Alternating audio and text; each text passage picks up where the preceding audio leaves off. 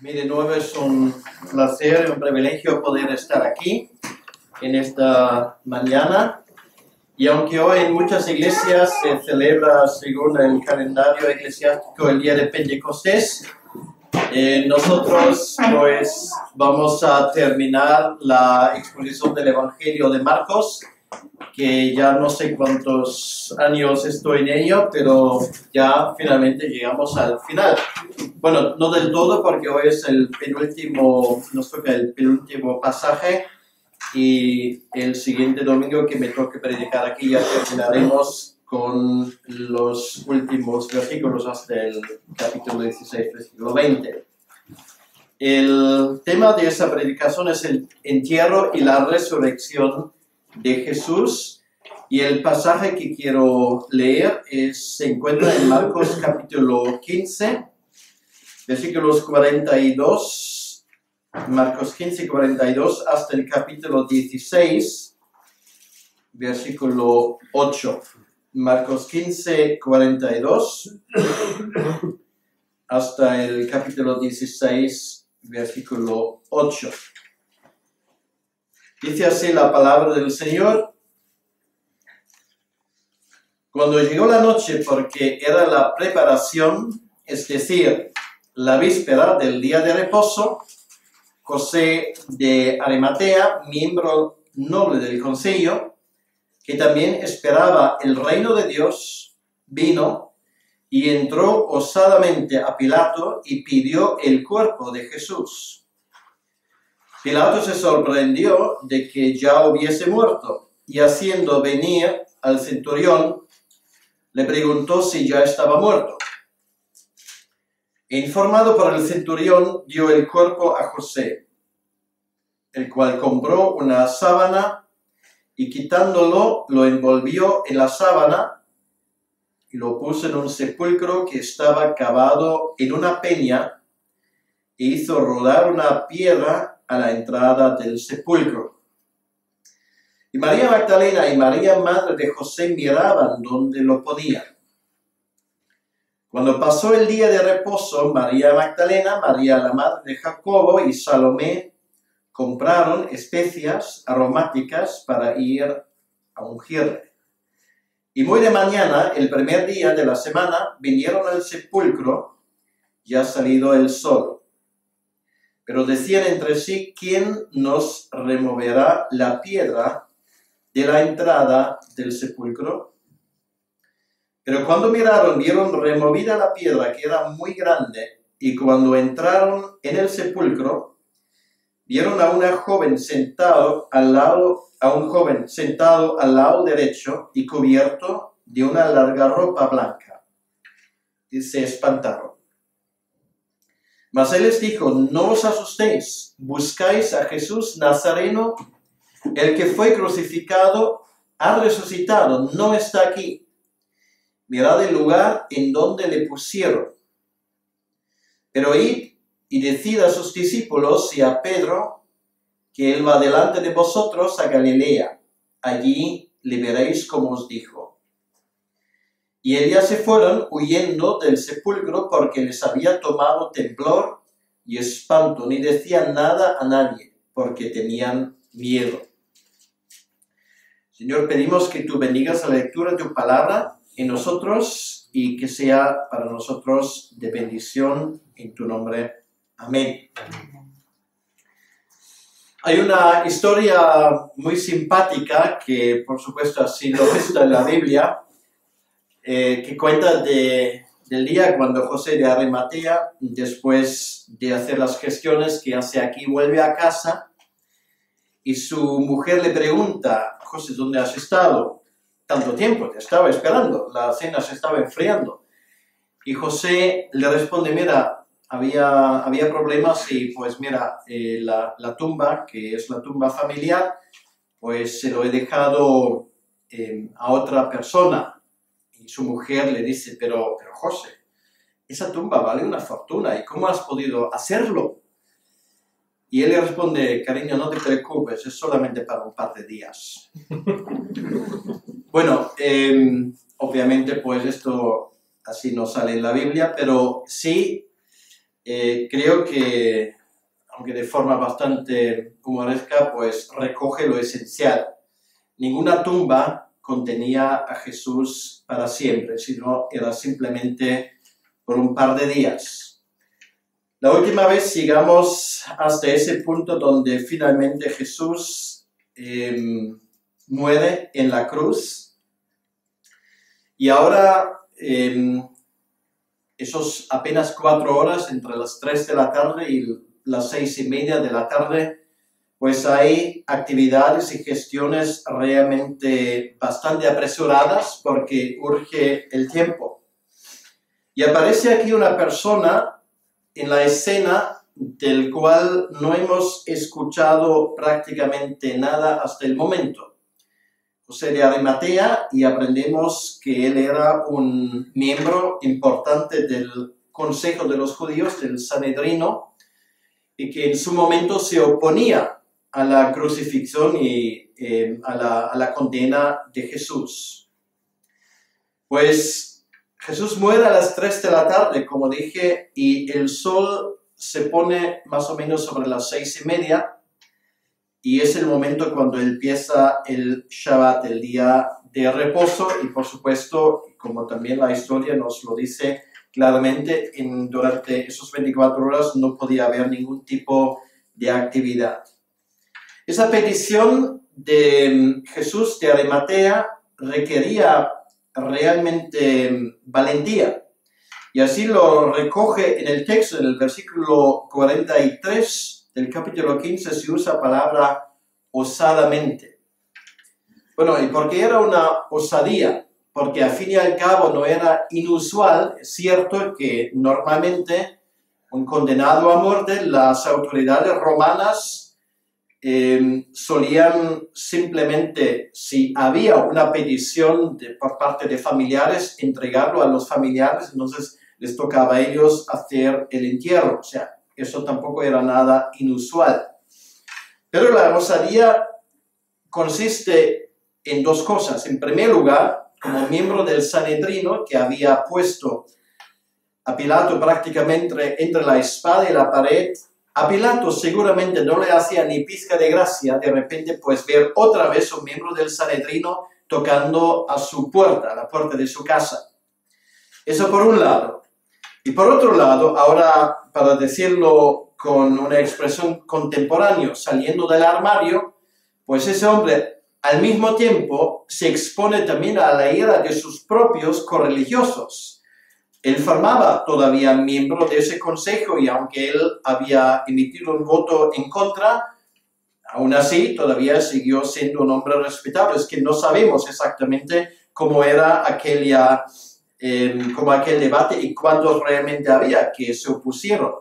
Tenemos casi la sensación de que él no era el único, pero aquí por lo menos se le menciona explícitamente. Por lo tanto frente a los romanos como frente a los judíos, el hombre realmente se expone a una serie de riesgos. Aprendemos en ese contexto que hasta el momento ese hombre, igual como otro que luego sale un poco más tarde, que era Nicodemo, que ambos tenían simpatías. De hecho, de Nicodemo se dice que era discípulo secreto. Y si pasamos un momento al Evangelio de Juan, capítulo 19, al versículo 18, Juan 19, 18, leemos lo siguiente. Después de todo esto, José de Arimatea, que era discípulo de Jesús, pero secretamente por miedo de los judíos, rogó a Pilato que se permitiese llevarse el cuerpo de Jesús. Quiere decir, ante cierta sorpresa, aunque Marcos no lo menciona, Juan dice explícitamente que aquí ocurre lo mismo. Por lo menos había 2 personas del Sanedrino, en este caso que explícitamente se llama discípulos de Jesús, pero discípulos secretos. Bueno, no sabemos si esto es una categoría especial en el reino de Dios. De todos modos, llega el momento cuando esos discípulos secretos salen a la luz. Había llegado el momento y era un acto de valentía. Entonces, en en estas 3 horas y media, realmente lo primero que ocurre ahora después de esa petición que Pilato llama al centurión. Y llama al centurión para estar seguro que las cosas realmente fueron así, porque aquí tenemos otra cosa que es bastante inusual. A veces un condenado a muerte en una cruz, y esto precisamente era la razón por qué se le crucificaba a la gente para alargar realmente su agonía, pues a veces tardaron no solamente horas, sino días en morirse.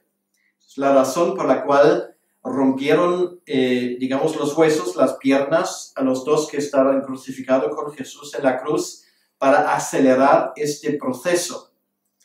En el caso de Jesús no era necesario. Este hombre, el centurión, presenciaba su muerte. Un hombre que seguramente había visto muchísimas ejecuciones en ese sentido y obviamente su testimonio quedaba claro, había muerto. Esto, dicho de paso, es muy importante para nosotros porque nos demuestra que todas esas teorías que a veces se escucha, de hecho es la teoría que hasta el día de hoy, pues muchos en el Islam, cuando hablan de Jesús, promueven, es que él realmente no había muerto del todo, pues obviamente queda completamente descartado. Queda allí el testimonio claro del centurión que Jesús había muerto y punto. Pues una vez aclarado ese particular, entonces Pilato da la autorización para su entierro. Y esto es lo que leemos en los últimos versículos del capítulo 15. Los judíos no tenían la costumbre de embalsamar, sino simplemente envolvieron a los muertos, pero con la presión de la hora encima, pues solamente daba tiempo suficiente para comprar pues una sábana, como dice el versículo 46, lo envolvieron y con toda prisa que requería la hora, porque el sol ya estaba a punto de ponerse, le pusieron allí en la tumba, obviamente con la intención de reabrir la tumba una vez que terminase el Shabbat, el día de reposo, para ya no embalsarle, pero poner las especias que ellos iban a comprar luego en su momento. Si vamos otra vez al Evangelio de Juan, al capítulo 19, nos damos cuenta de la cercanía realmente de esa tumba y del lugar de crucifixión. Juan 19, versículo 41, dice lo siguiente. Y en el lugar donde había sido crucificado había un huerto, y en el huerto un sepulcro nuevo, en el cual aún no había sido puesto ninguno. Pues esto era precisamente la tumba de Jesús de Arimatea. Pues la orografía de este lugar de Jerusalén, en términos generales, es tierra de rocas de caliz. Por lo tanto, ahí hasta el día de hoy se encuentran ahí muchas tumbas. Hay una cercanía, obviamente, si los lugares históricos ya identificados hoy son ciertos arqueológicamente, y mucho indica en este sentido, pues realmente la distancia entre ambos lugares no llega ni a ser 150 metros, o sea, es una distancia efectivamente muy corta. Pues finalmente cierran la tumba y aquí el texto en Marcos nos dice que hay 2 testigas, en este caso silenciosas, María Magdalena y María, la madre de José, ambos discípulas de Jesucristo, miran el lugar y tienen obviamente la intención de volver a este lugar. Simplemente vamos a reflexionar un momento sobre este hecho de la tumba de Jesús. Es un hecho realmente insólito. Y se ha dicho mucho sobre esto y simplemente quiero recordar. Una de las cosas más impresionantes para el visitante a esos lugares sagrados es sin lugar a duda la visita a la tumba del jardín, como se llama, que se encuentra muy cerca de la estación de autobuses hoy en día, en lo que antiguamente fue la parte oriental de Jerusalén. Es el único sitio, por cierto, en toda Jerusalén, digamos, con cierto calado histórico, donde no se cobra entrada. También es el único que está en manos de una iglesia evangélica, en ese caso la iglesia anglicana. Pues entrando ahí, efectivamente se puede ver una de esas cuevas que se han excavado, si mal no recuerdo, al final del siglo XIX. Ahora, si esto era la tumba auténtica o no, realmente no importa, porque si no era esa, pues estaba ahí cerca. Pues cuando uno ve esto realmente y uno entra ahí, uno queda impresionado porque realmente lo primero que tienes que hacer es agacharte porque las entradas no son muy grandes. Y luego se entra ahí y hay que girarse a la derecha, donde realmente estaba una pequeña fosa quitado de la roca. Y lo primero que ves es un sencillo letrero escrito en inglés donde dicen, "He's not here, he's risen". No está aquí, ha resucitado. Y esto realmente, para cualquiera que visita este lugar, es una advertencia y un ánimo al mismo tiempo. Quiere decir una advertencia porque si Él no está, pues entonces volverá, como Él lo ha prometido. Y también un ánimo porque nos demuestra que nosotros podemos ver una tumba que está vacía. Y los apóstoles no dejan lugar a duda de que esto algún día ocurrirá también con aquellos que creemos en la veracidad de estas afirmaciones.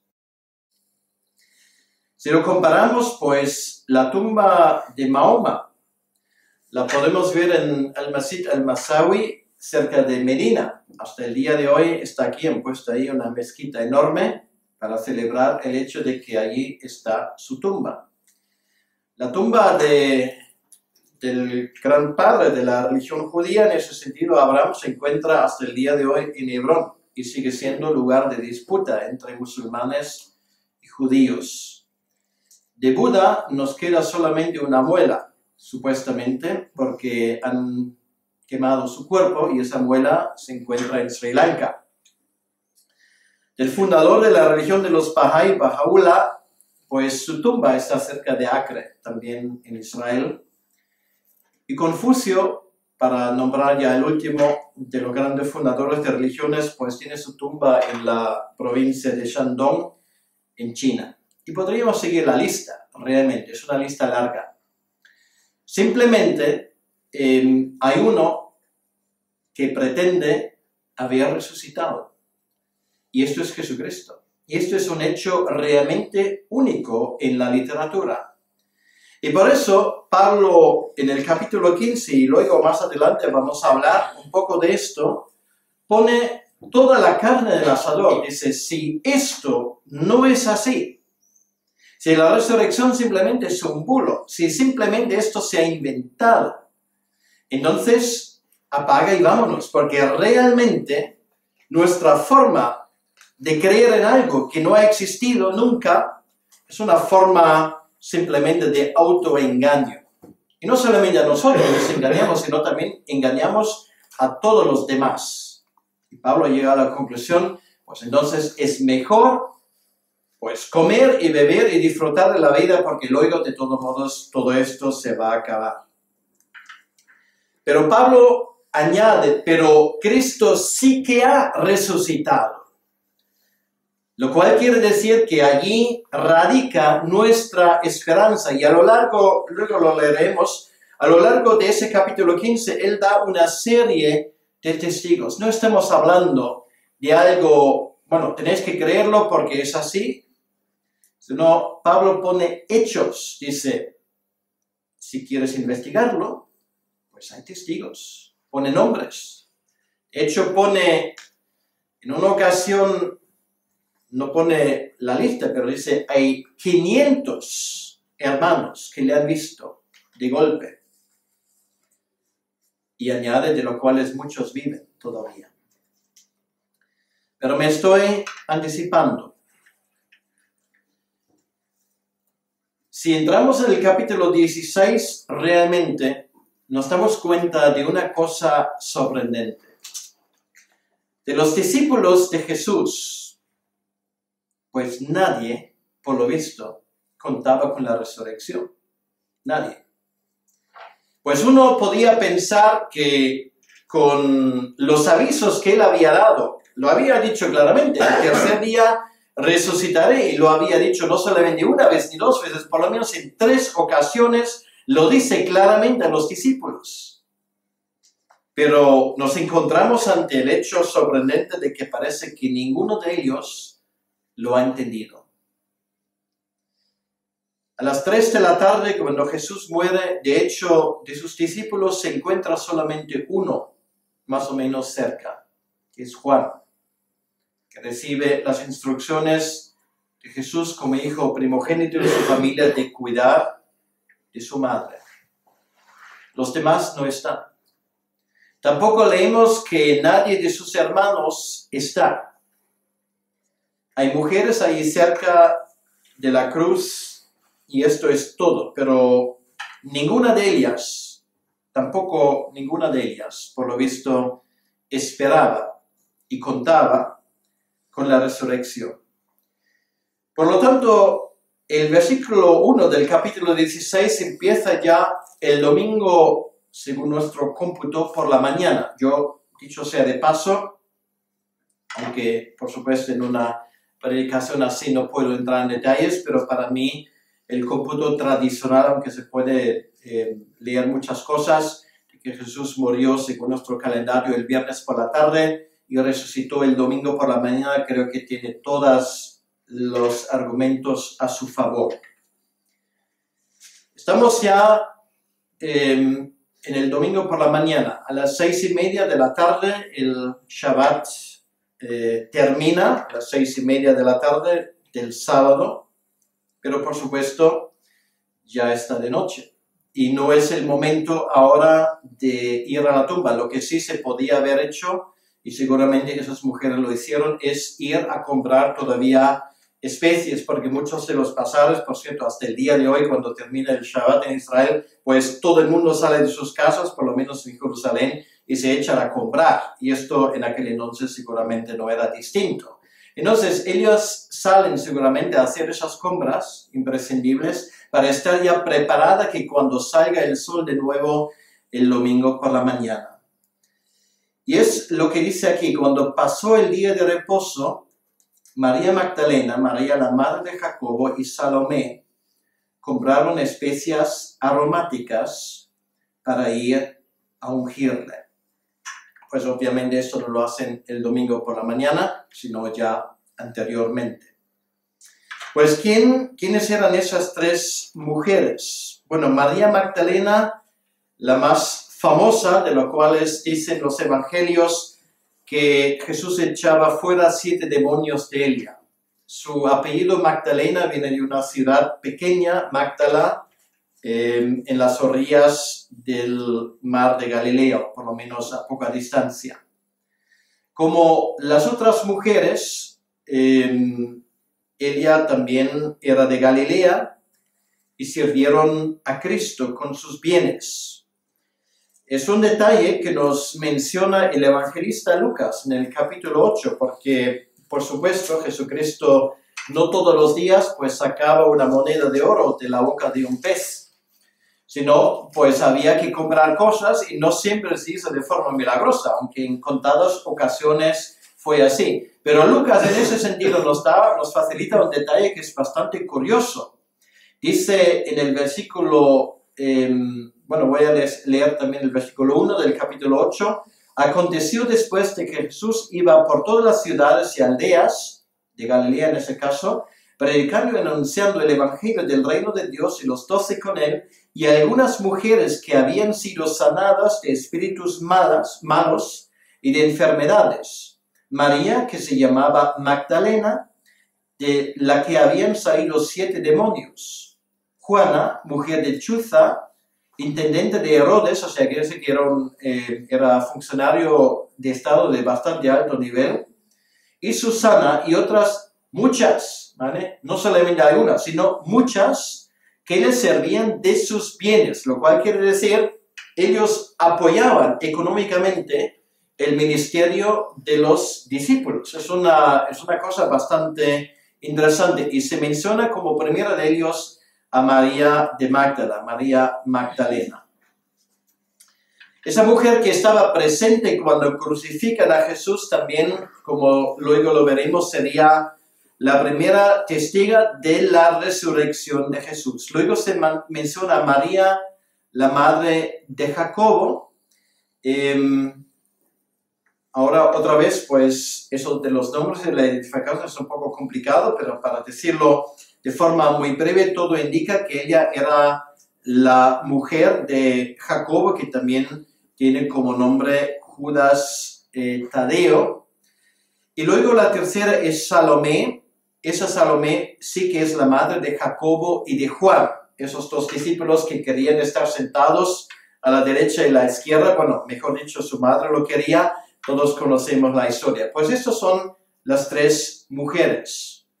Y parece que eran las únicas que tenían esa idea.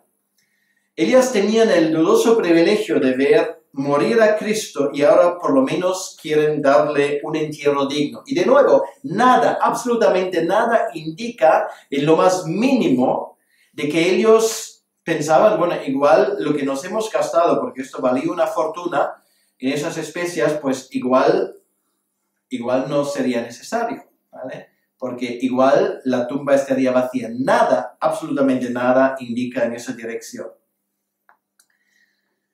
Y de nuevo uno se pregunta, ¿y dónde están los hombres?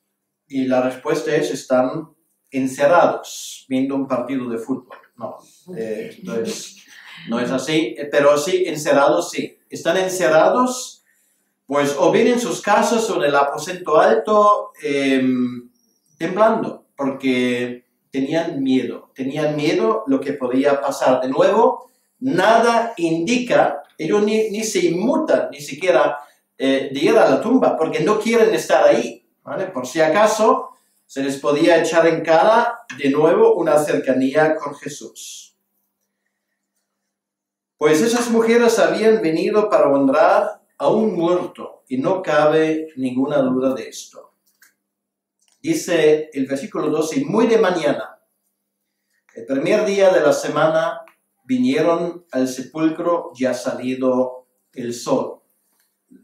Estamos hablando más o menos de las 6:30 de la mañana. Pues ese camino hacia la tumba seguramente también sirvió a cada una de ellas de recordar los hechos, esos hechos que solamente quedan atrás algunas horas. Estoy seguro que en ese camino ellas no hablarían mucho, sino cada uno con esa película que tenía grabada en su memoria para el final de sus días. Recordarían, aunque ellas personalmente no estarían, pero por lo que habían escuchado, simplemente estos hechos insólitos de la traición de Judas. Y esa pregunta, ¿cómo es posible que uno de los 12 que gozaba de la plena confianza del Señor era capaz de semejante traición? Una pregunta de momento sin respuesta para ellos. Luego, seguramente, allí queda el cuento del arresto de Jesús, del odio de los judíos que le entregan luego al gobernador romano Pilato. Pues esa figura trágica que queda ahí entre la espada y la pared, diciendo de que yo no encuentro ninguna culpa en ese hombre. Y sin embargo, la multitud que reclama a gritos su muerte, crucifícale, crucifícale, crucifícale, y cada vez que claman esa palabra, estoy seguro, para cada una de esas mujeres era como un dardo clavado en su propio corazón. no tenemos otro rey que el emperador romano. Retumbando esto en sus oídos, no me cabe ninguna duda.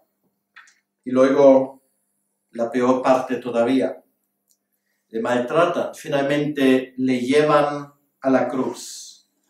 Y estoy seguro que para esas mujeres que siguieron de cerca a estos hechos, era como una pesadilla.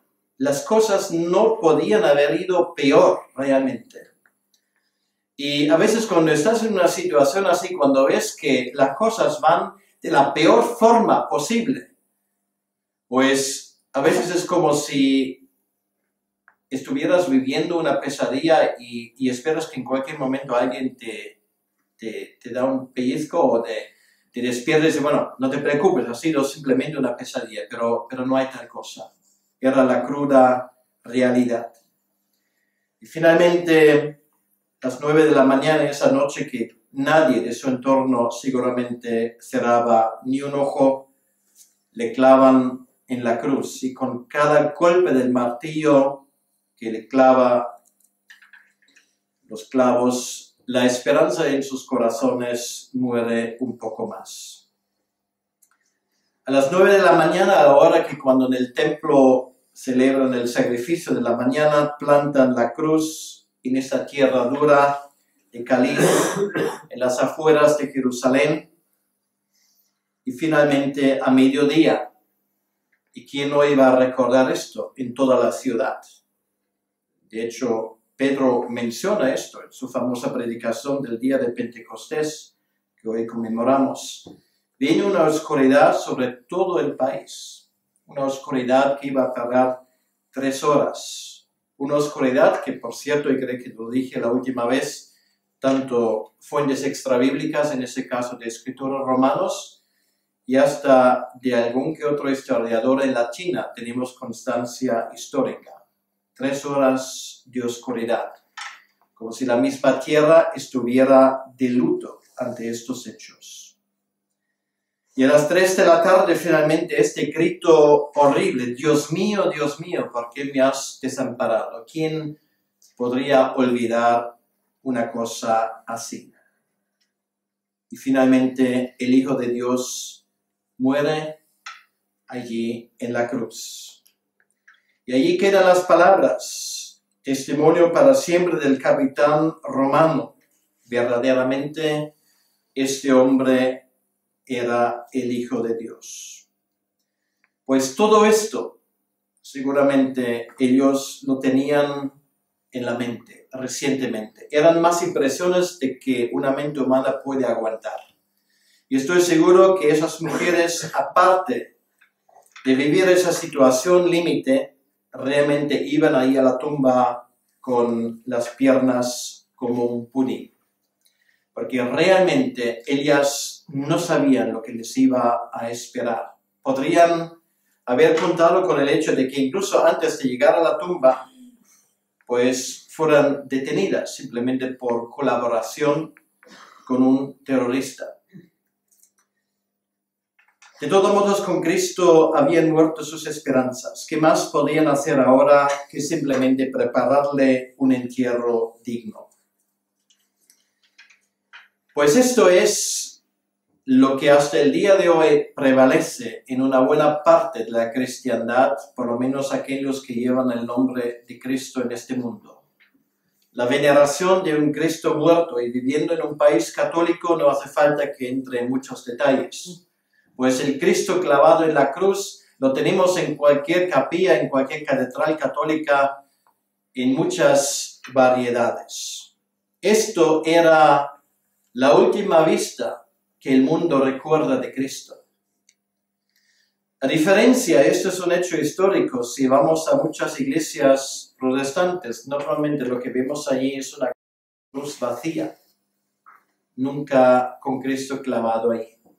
Porque esto es lo que nosotros realmente resaltamos. La cruz queda tan vacía como queda la tumba.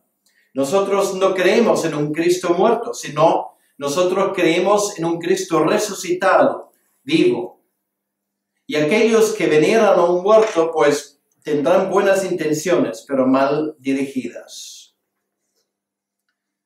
Se dice que cuando el famoso artista Miguel Ángel visitó distintos museos europeos, se quedó profundamente impresionado por la cantidad de cuadros que representaban a Cristo y a Cristo crucificado.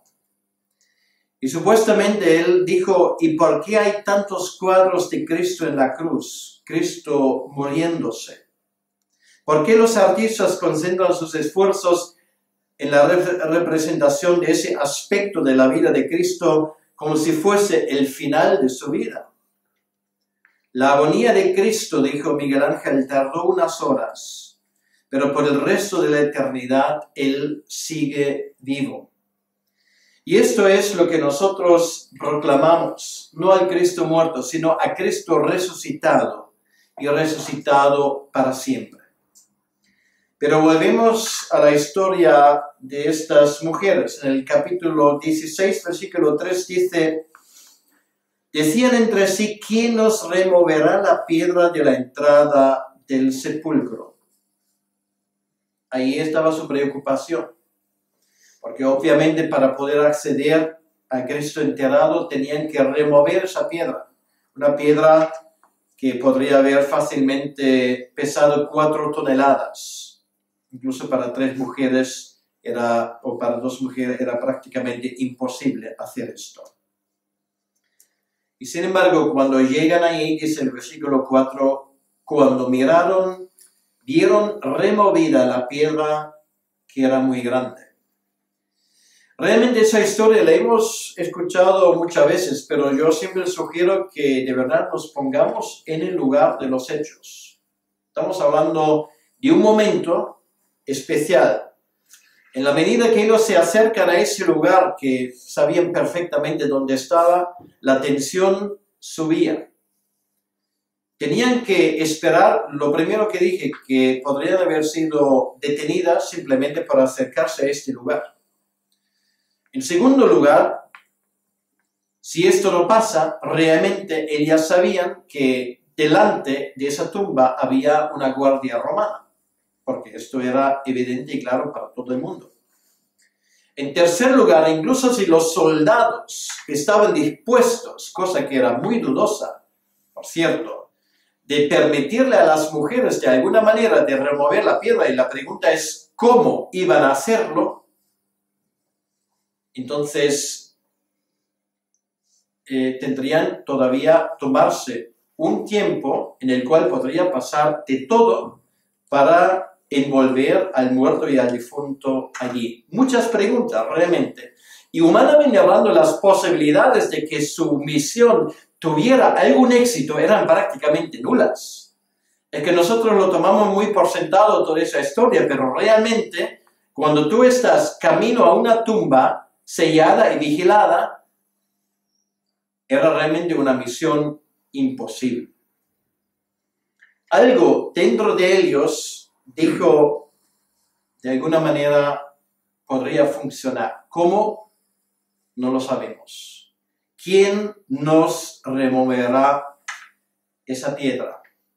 Y quiero simplemente quedarme con esa estampa por un momento. Todavía no hemos llegado a la tumba. ¿No es cierto que nosotros, pues muchas veces las cosas vemos de la misma manera? Vemos cosas que son auténticamente imposibles en nuestra vida. Y no quiero espiritualizar esa historia. Pero realmente esas piedras, ¿quién los removerá, digamos, de los momentos imposibles en nuestra vida? ¿No es cierto que muchas veces hay algo dentro de nosotros que también nos dice, pues hay que lanzarse? Hay que confiar de que el Señor de alguna manera lo hará posible. ¿Quién nos removerá la piedra? Y la respuesta realmente, cuando Elías llegan ahí y ven la tumba, se dan cuenta que la piedra ya estaba removida. ¿Qué les habrá cruzado por la mente? Pues si lo vemos y lo comparamos con los otros evangelios, nos damos cuenta que lo primero que se les ocurre es que alguien le habrá robado. Dice aquí, cuando miraron, vieron removida la piedra que era muy grande. Y dice el versículo 5, cuando entraron en el sepulcro, vieron a un joven sentado al lado derecho, cubierto de una larga ropa blanca, y se espantaron. Esto es lo que ellas llegaron a ver, pues una aparición de un ángel. De una forma milagrosa, ellos se dan cuenta que él había hecho obviamente el trabajo. Un joven sentado a la derecha con un vestido largo, blanco, un mensajero del más allá. Y lo primero que el ángel les dice, no os asustéis, porque obviamente estaban asustadas. Ese día era un día de triunfo, no un día de miedo. El miedo y el temor en la mayoría de los casos viene por falta de conocimiento y de aplicación de verdades bíblicas. Deberían haberse acordado de las palabras de Jesús. Acordaban perfectamente los acontecimientos. ¿Por qué no las promesas de Jesús? Y esto es algo que realmente podemos observar muchas veces en nuestra propia vida. Tenemos mucha facilidad de identificar problemas, mucha facilidad de identificar imposibilidades, pero somos muy dados a olvidarnos de las grandes promesas del Señor Jesucristo. ¿Cuándo fue la última vez que has tenido temor o miedo en tu vida? Pues estoy seguro que todos nosotros nos acordamos de que tal vez incluso en el mismo día de hoy. ¿Y por qué? ¿Miedo a qué? ¿Temor a qué? Si Cristo ha resucitado, si estas cosas son ciertas, realmente, ¿dónde está el problema? No os asustéis, pues a mí me parece que esto es casi como un mensaje del ángel a la iglesia del Señor al inicio del siglo XXI. No os asustéis, porque el mundo nos quiere asustar realmente. Y sin embargo, nosotros no tenemos por qué tener miedo ni a nadie ni a nada, porque ahí está el Evangelio de la esperanza, el Evangelio sobrenatural de la muerte y resurrección de Jesucristo, que esta tumba realmente estaba vacía. Buscáis a Jesús Nazareno, el que fue crucificado. Y ahora más escueto es imposible. Ha resucitado. No está aquí. Estáis buscando en el sitio equivocado. Y como prueba, el ángel les muestra el lugar. Mirad el lugar en donde le pusieron. No está aquí.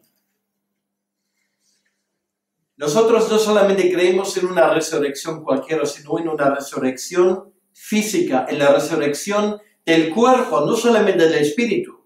Creemos que en algún momento nosotros recibiremos un cuerpo de resurrección. Esto forma parte del credo de la iglesia desde los primeros días, desde los apóstoles y hasta el día de hoy. Creemos en la resurrección, creemos en este día cuando lo que pasó con Cristo también va a pasar con cada uno de nosotros que creemos. Esto es nuestro futuro realmente. Y si esto es nuestro futuro realmente, nosotros no tenemos por qué temer a nadie.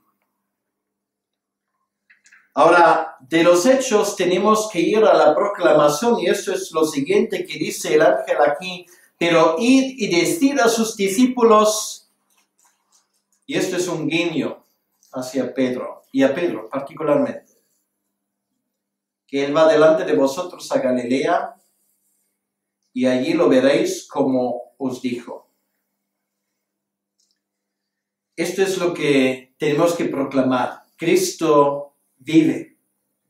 Cristo vive. Y la tumba no era capaz de retenerle. Esto es la gran esperanza que tenemos hoy en día. Y simplemente como tenemos esa fecha especial del día de Pentecostés, pues quiero ir por un momento a Hechos capítulo 2, a esa tremenda predicación del apóstol Pedro. Precisamente este Pedro que se menciona aquí y que en ese momento todavía no había entendido absolutamente nada. Escuchad lo que dice Pedro en esa famosa predicación 50 días después. ¿Cómo un hombre puede cambiar en poco tiempo? Mas esto es lo dicho, versículo 16 del capítulo 2, por el profeta Joel. Y en los postreros días, dice Dios, esos postreros días son los días que acaban de pasar allí en Jerusalén. Derramaré mi espíritu sobre toda carne. Vuestros hijos y vuestras hijas profetizarán, y vuestros jóvenes verán visiones, y vuestros ancianos soñarán sueños. Y de cierto sobre mis siervos y sobre mis siervas, en aquellos días derramaré de mi espíritu y profetizarán. Y daré prodigios arriba en el cielo. ¿No se había ocultado el sol en aquel momento? Y señales abajo en la tierra. Sangre y fuego y vapor de humo. El sol se convertirá en tinieblas. Lo habían visto todos los habitantes de todo el país en aquel entonces. Y la luna de sangre. Pues esto nos dicen los astrónomos, que el día 3 de abril del año 33, cuando ocurrieron estos hechos, la luna que salió en Jerusalén a las 6:30 de la tarde era rojo porque había un eclipse de la luna. Grande y manifiesto, ante el día del Señor grande y manifiesto, y todo aquel que invocar el nombre del Señor será salvo. Pero Pedro todavía no ha terminado. Varones israelitas, oíd esas palabras: Jesús Nazareno, varón aprobado por Dios entre vosotros, con las maravillas, prodigios y señales que Dios hizo entre vosotros por medio de él, como vosotros mismos sabéis, a este, entregado por el determinado consejo y anticipado conocimiento de Dios, prendisteis y matasteis por manos de inicuos, crucificándole. Lo que dice Pedro es que no deja lugar a duda. A Dios no se le han ido las cosas de la mano, sino todo lo contrario. Esto cumple lo que Dios desde antes de la creación del mundo había decidido llevar a cabo para la salvación de la humanidad. Y luego Pedro sigue: al cual Dios levantó, sueltos los dolores de la muerte, por cuanto era imposible que fuese retenido por ella. Y esto lo hemos cantado en esta mañana. La muerte no tenía poder sobre él. Y ahora pues vienen las palabras del Salmo 16 que también acabamos de escuchar hace un rato, porque David dice de él, el Salmo 16 es un salmo mesiánico que habla de la resurrección, por eso lo leímos en esta mañana. Veía al Señor siempre delante de mí, porque está a mi diestra, no seré conmovido, por lo cual mi corazón se alegró y se gozó mi lengua, y aún mi carne descansará en esperanza, porque no dejarás mi alma en el Hades, ni permitirás que tu santo vea corrupción. Me hiciste conocer los caminos de la vida, me llenarás de gozo con tu presencia. Y termina el apóstol: varones hermanos, se os puede decir libremente del patriarca David, que murió y fue sepultado, y su sepulcro está con nosotros hasta el día de hoy. Efectivamente, ahí está, en un monte de Jerusalén, venerado por los judíos hasta el día de hoy. Pero siendo profeta y sabiendo que con juramento Dios le había jurado que de su descendencia en cuanto a la carne levantaría a Cristo para que se sentase en su trono, viéndolo antes, habló de la resurrección de Cristo, que su alma no fue dejada en el Hades, ni su carne vio corrupción, y a este Jesús resucitó Dios, de lo cual todos nosotros somos testigos. Pues todavía no ha llegado al final, pero esto era el punto. Todos somos testigos. Estas cosas ocurrieron no en un rincón, no escondidas, sino hay constancia. Y cuando Pedro dice esas cosas 50 días más tarde, toda la ciudad sabía que ese hombre no miente, porque estaría loco de mentir. Lo que dice es verdad, y lo que dice es exactamente lo que pasó. Y realmente nos damos cuenta que después de esa predicación poderosa, 3.000 personas ahí en Jerusalén son recogidos para el reino de Dios. Pues es esto lo que el ángel dice: ha resucitado, no está aquí. Mirad el lugar en donde le pusieron, pero id y decid a sus discípulos y a Pedro que él va delante de vosotros, allí lo veréis como os dijo. Esto hay que predicarlo. Y por lo tanto, realmente es uno de los mayores escándalos en la historia de la Iglesia que todavía queda gente en ese mundo que no sabe de esos acontecimientos. Es una vergüenza realmente para la Iglesia del Señor que se ha permitido el lujo de enzarzarse en luchas internas en vez de proclamar este mensaje. Los misiólogos no están del todo de acuerdo, pero la gran mayoría parte del hecho de que de los 7 millones y pico de habitantes del planeta Tierra, todavía quedan aproximadamente 2.000 millones, que pueden ser un poco menos que la tercera parte, que no tienen ni idea, pero ni idea de lo que es el Evangelio. Realmente esto es el gran desafío que está delante de nosotros. Ha resucitado, no está, y nosotros tenemos la sagrada tarea de proclamar este mensaje por doquier, empezando aquí en nuestra propia ciudad, donde también el número de personas que no tienen ni idea de esos hechos, aunque vivamos en un país con cierta tradición católica, está aumentando cada día.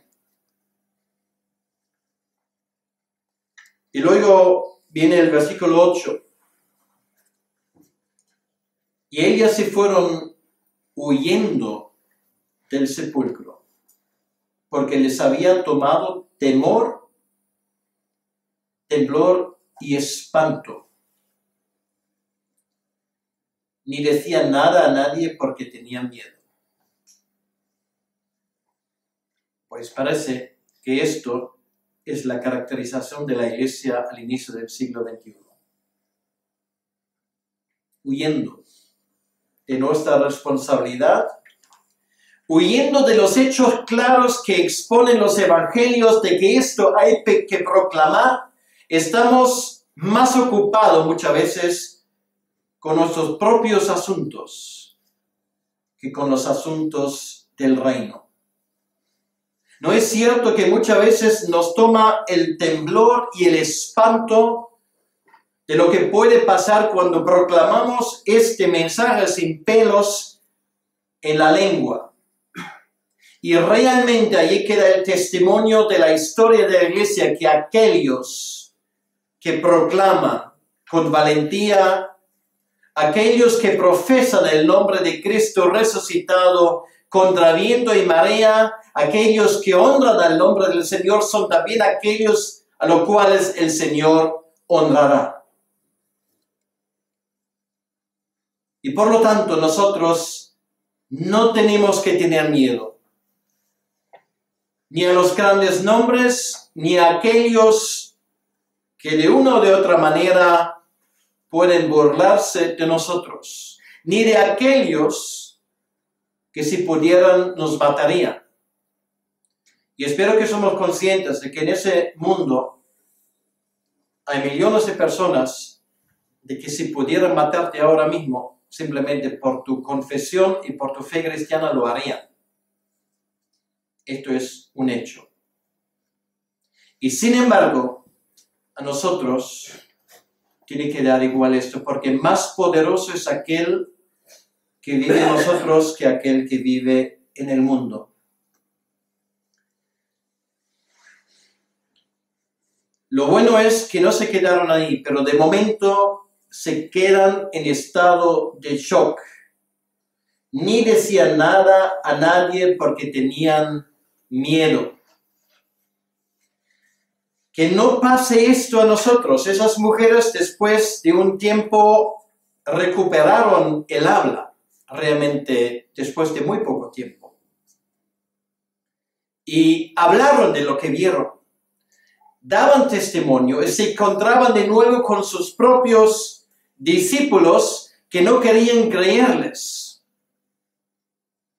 ¿Cuánto nos cuesta realmente de poner nuestra fe en estos grandes hechos?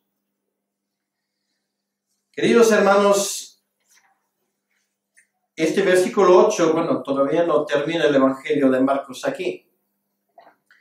Este versículo 8 realmente es un aviso. Es un aviso de lo que puede pasar cuando nos quedamos en este punto. Es un aviso y un desafío para cada uno de nosotros, de no quedarse con el miedo, de no quedarse con la boca callada, sino de proclamar esos grandes hechos de forma atrevida y sin temor a nadie. Y realmente, si Dios lo permite, y lo terminemos el próximo domingo cuando me toque predicar aquí, nos damos cuenta de que gracias a Dios, su evangelio sí que tiene éxito.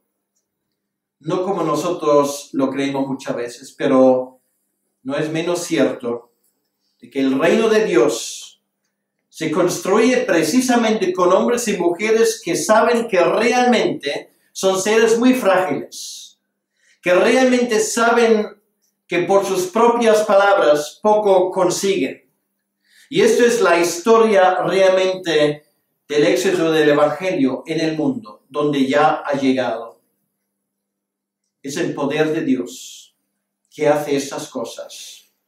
Y de este grupo de discípulos encerrados en el aposento alto, de esas mujeres que aquí no tienen de momento la capacidad de abrir la boca, Dios los transforma y 50 días más tarde, por el poder del Espíritu Santo, predican un evangelio que no dejaría a nadie tal y como estaba antes, indiferente. Pues termino con esto, ánimo en esta mañana, porque el mensaje que tenemos es el mensaje de la tumba vacía, el mensaje de Cristo resucitado, de Cristo triunfante, de Cristo que volverá al final de los tiempos, de un Cristo que de la misma manera como Él ha resucitado, también te resucitará a ti y a mí. Y esta es nuestra esperanza, que el Señor nos bendiga. Amén. Amén.